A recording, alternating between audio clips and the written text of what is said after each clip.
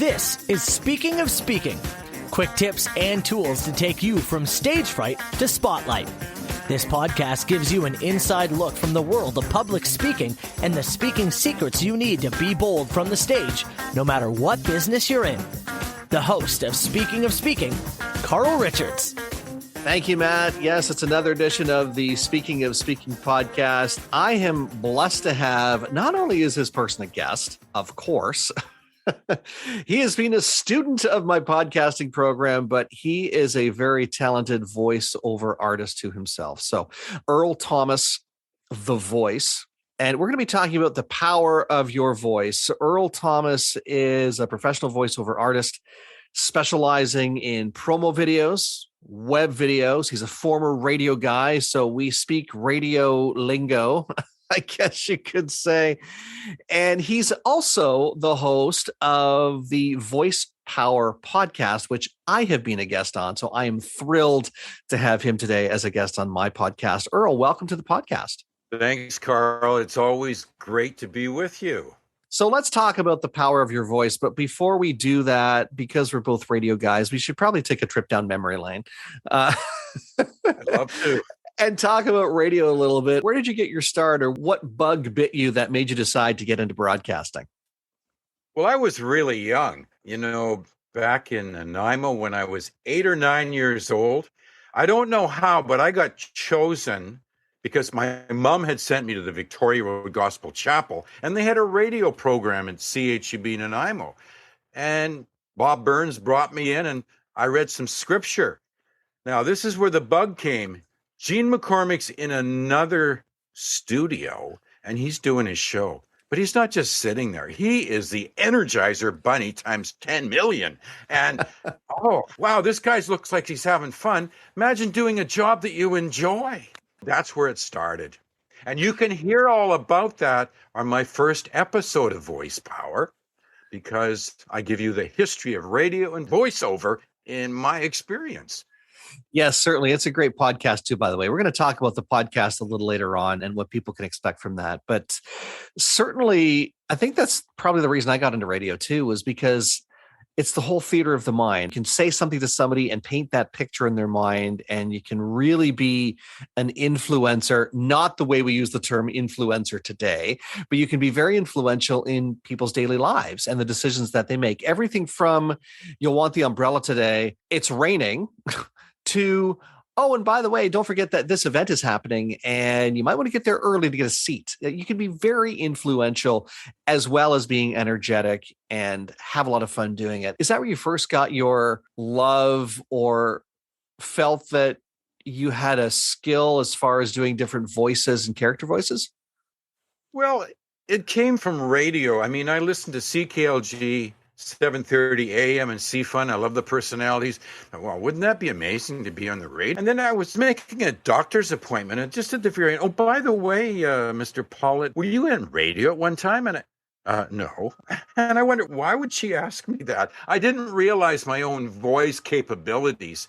But as far as stretching the voice, I mean, I've had a lot of fun. You get these auditions, and they want this and they want that. Wow, how can I do that? Well, then I bring up YouTube and I get a voice picture in my mind, and I go ahead and I do it. And when I listen back to it, oh, that's a lot of fun. When I was in radio up at Giant FM in Penticton, I had a couple that came up and they were visiting and they were listening. And my friend said to his wife, "Is this Earl?" It was me. But, you put your radio voice on and it's just a lot of fun.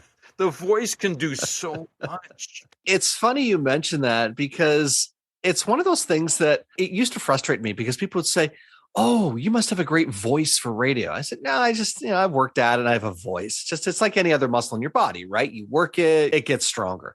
Well, can I hear your radio voice? We're out having dinner or something. Let me hear your radio voice. I'm like, you're hearing it. It's exactly the way it's supposed to sound. But back in the 70s and 80s, there was that, "Hey, sunshine, 46 degrees today.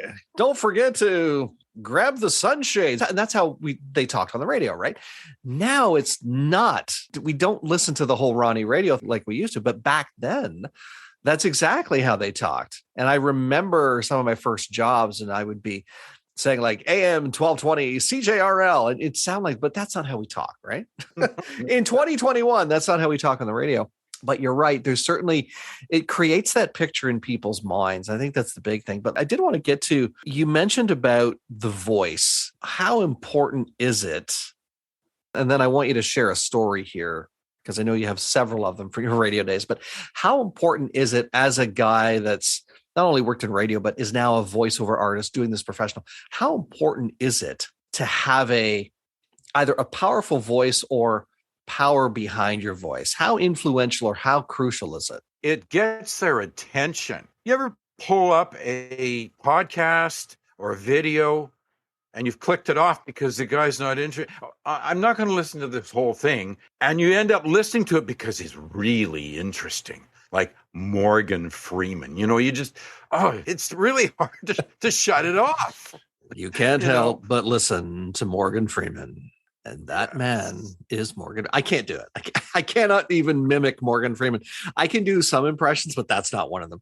Well, I got a story for you then, because on Craigslist, there were these ads that used to come out, and there was a Morgan Freeman. I can't do that. 2 months later, I said, well, why not? Why don't I just take a shot at it? So I pulled up his YouTube and I listened to him I've actually got my audition there that I made. I mean, it's amazing what you can do. And people will think, is that you? I mean, my Mippers audition, it totally doesn't sound like me. I don't know if audience will get to hear that, but it's a lot of fun listening to. I've had the opportunity to do some, not deadpan, but very serious, almost like the voiceover for Law and Order type read, where it's very matter of fact, here's the information, no emotion in the voice. That's actually hard to do because it's very informative. Here's the information, digest it as you will. And when you play it back in context, when you're voicing it and you're reading the script, you think to yourself, oh, this isn't how I talk. And it's right. It's not how you talk. When you hear it back with the music underneath, and in context of how that voiceover has been used, such as the Law and Order guy, I can't remember his name, but when you hear it back in that context, you go, wow, that impact is huge. And by the way, it doesn't have to be a big sounding or deep or matter of fact voice. This goes for everybody. If you don't have a powerful voice, or if you don't lend power to your voice, Earl, you probably experienced this too, maybe with some of the clients that you've worked with, and there's a reason they come to you because they maybe don't have the strongest voice, so they come to you. But it can affect your business if you're not being the person that stands up with that voice. Yes, because, it's a competitive world out there. And if you don't have a good voice on your website or your promo, they're going to click it off. There's so much out there. Yeah, I say you got to get the best fit for the voice. And that's why I do a free segment. We'll talk about this later, but I do a free segment for my clients when they send a script, because I want them to have the right fit for the voice, for their project. But they need a voice too. They need to be able to, and that's the point I was trying to make. They also need to be able to stand up and say, yeah, okay, Earl Thomas is my voiceover guy. We love him. He's on my website.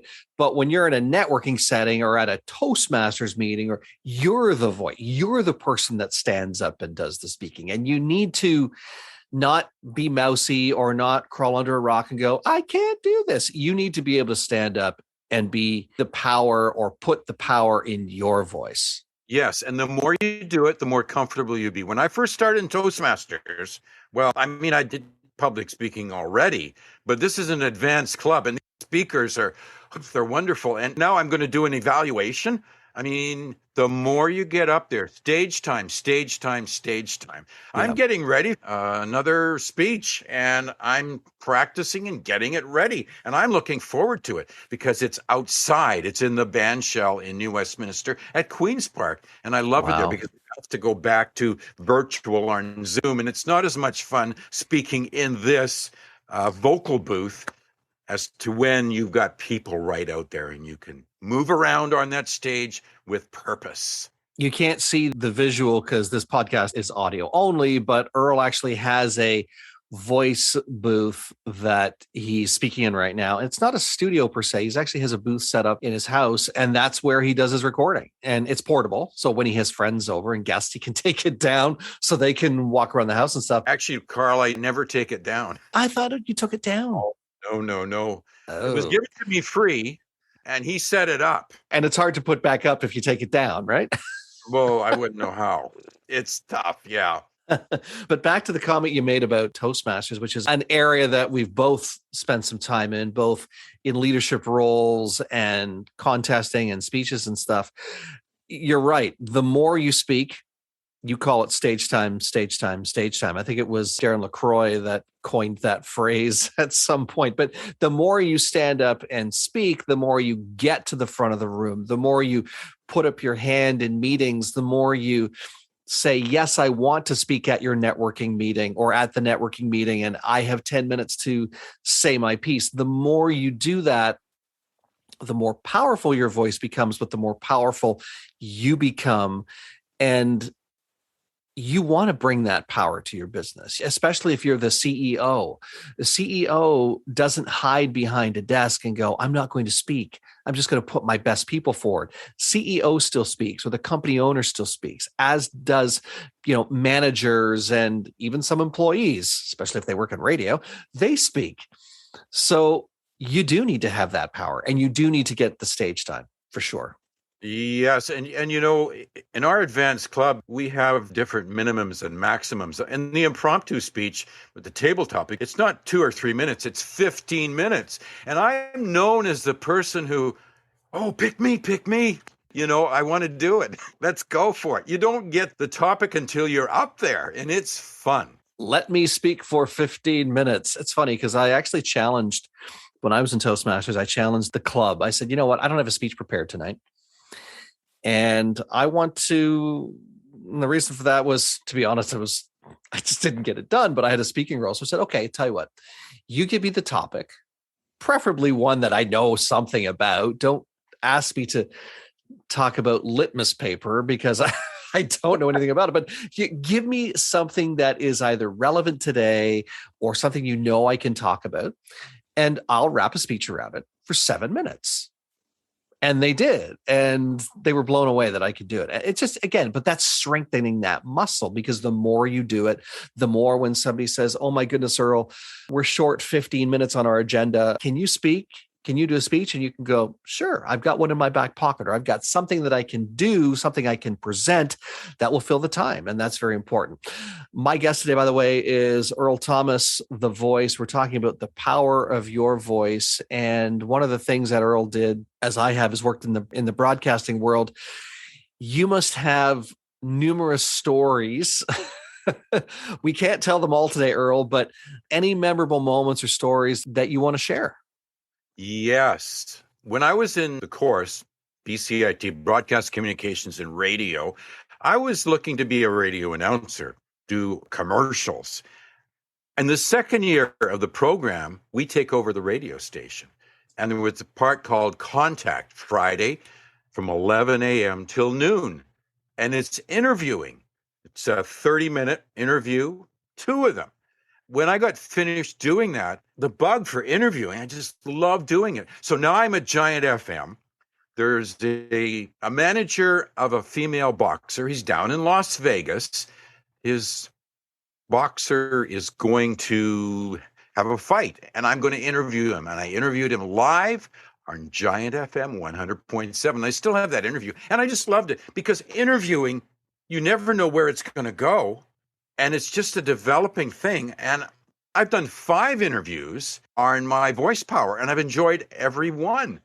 Interviewing, it's just awesome. It's always been my dream to have an interview show. Well, I've almost got that, because sometimes I interview on voice power. What a great segue. Speaking of segues, let's talk about voice power. Okay. Where did you come up with the concept of voice power? Because I know there were a number of different areas you could speak about, but what made you decide to go with voice power? I haven't given it a lot of thought, but the voice is important, and I want to empower people. You see, when I do my episodes, I know it's for business, but I also wanted to translate it over to personal experience. If it's on scripting, well, maybe this is going to help you in your life. You've got to script something. So I want to empower my listeners. And this is the way it actually came out. When we were in the broadcast course, when you open that microphone, you're talking to one person. The parasocial relationship. When I do my scripting and when I do my speaking and recording, I'm thinking I'm talking to one person. But the fact is, I was actually talking to one person the other day who's listened to 3 of my episodes all the way out to Nova Scotia. So, I just love it. There's such power in the voice. I mean, you can go in many directions, but I enjoy it. Great question. Thank you, Carl. And a great podcast, by the way. We're going to put the link to Earl's podcast in the show notes and some other things we're going to put in the show notes as well. One of which is something that Earl wants to pass along to you today. So, Earl, for anyone who wants to find out more, what can you share with them? Did you have something you wanted to share with them today? Are you talking about an offer for listeners? Yes, sir. Okay. Anybody who listens in today, I'm offering 25% off my regular recording fee. And I will include, when you send in that script with all your directions, a free brief segment so you can hear that my voice is the right fit for your project. Plus, I will give you, once it's all completed, done, paid for, and you're 100% satisfied, and I have actually, 42 LinkedIn recommendations from satisfied clients. I will include a free LinkedIn post so that you gain greater public exposure. I want you to succeed. When you succeed, I succeed. Wow, that's a phenomenal offer, Earl. And to find out, of course, what his regular rate is, we're not going to tell you that right now. We're going to have you go to Earl's website. We'll post the website link. What is the website, Earl? Go ahead. Just drop the shameless promotion. What's the website? www.earlthomasavoice.com. And when you're clicking the contact button, make sure you indicate to Earl that you were listening to this podcast and you want to take him up on his offer. And he will walk you through the process and share with you what that's all about. And yes, a lot of value added. Oh, and by the way, you've been hearing Earl's voice throughout this podcast, but if you want to hear how he sounds doing voiceover work for other clients, he has a treasure trove of work that he's done on his website. It's phenomenal work, and little bit of a heads up. If you're thinking maybe you want to start a podcast, there's a chance Earl could be doing your voiceover for that. And could also be helping you with your podcast. So, because we're possibly going to be bringing Earl on board. So the ink hasn't dried on that contract yet, but it's certainly something that could be happening. So, but definitely take him up on his offer, because I think that's a huge one for sure, because having the right sound and the right vibe for your brand, the right audio sound, is very important. So take Earl up on his offer for sure. And he's got some really great things on his website. So check that out. And the links to the podcast are on his website too. As I said, we'll be putting the links, all of those links, in our show notes. My guest today has been Earl Thomas, the voice. It's been a great discussion, Earl. So thanks for joining us. Before I let you go, though, any words of wisdom or final thought that you'd like to share? Oh, yes. Remember, I am Earl Thomas, the voice, creating vocal paradise for your exact needs. Earl, thanks so much for being a guest, and looking forward to chatting with you soon. And remember, get out there and own the platform. Thanks for listening to the Speaking of Speaking podcast. Fired up about something you heard today? Want to learn more? Be sure to visit carlspeaks.ca. And don't forget to follow Carl on Twitter @CarlRichard72 or join the Facebook group Speaking of Speaking.